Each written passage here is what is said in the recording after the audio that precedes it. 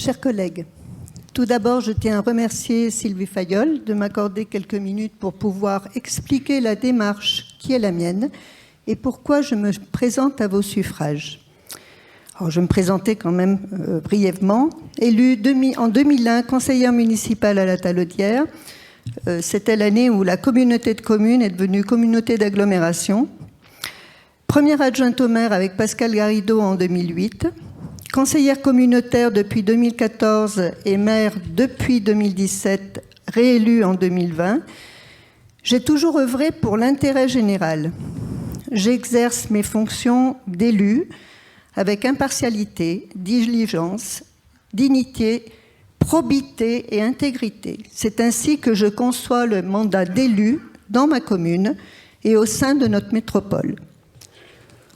Aujourd'hui, nous devons adopter donc plusieurs modificatifs concernant l'exécutif de notre métropole.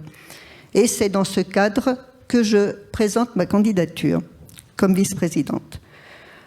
Or, comme grand nombre d'entre vous, je souhaite vivement que notre métropole puisse trouver une sérénité pérenne avec Sylvie Fayolle. Les mois que nous avons vécus dernièrement ont été particulièrement éprouvants pour nous tous. J'ai confiance en Sylvie Fayolle. Je souhaite vivement qu'elle puisse exercer sa présidence avec toutes les délégations nécessaires pour faire avancer notre métropole.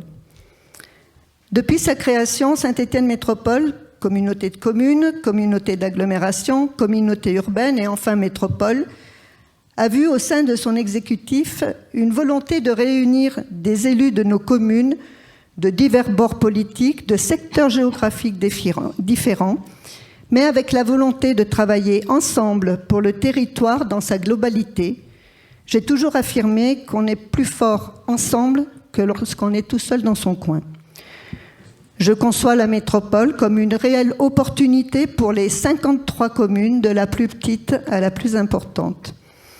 Et c'est dans le prolongement de cet engagement que je souhaite mettre mes compétences au service de notre collectif en venant renforcer l'exécutif métropolitain. Ma candidature est d'abord celle de la recherche d'une représentation plus équitable au niveau de nos territoires.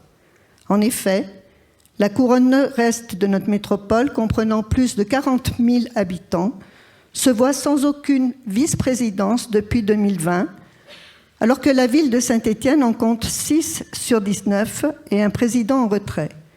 S'il est légitime pour la ville de Saint-Étienne d'avoir 42 élus métropolitains, puisque le nombre est défini par le nombre d'habitants, il n'est pas légitime d'avoir 7 élus dans l'exécutif de la métropole. Cela représente plus de 30% des vice-présidents pour une seule commune, alors que la métropole en compte 53.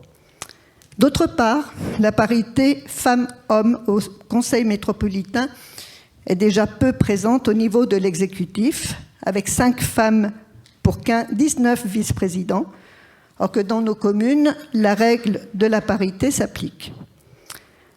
Ma candidature a le mérite de ne pas l'affaiblir davantage. Si je vous présente ma candidature, c'est aussi pour vous proposer un autre choix que celui d'un affrontement interne à Saint-Étienne et interne à une famille politique. Rééquilibrer la représentation de nos communes et des différentes sensibilités au sein de l'exécutif me semble être un gage d'ouverture et d'apaisement pour les années à venir. C'est pourquoi je sollicite vos suffrages aujourd'hui. Je vous remercie.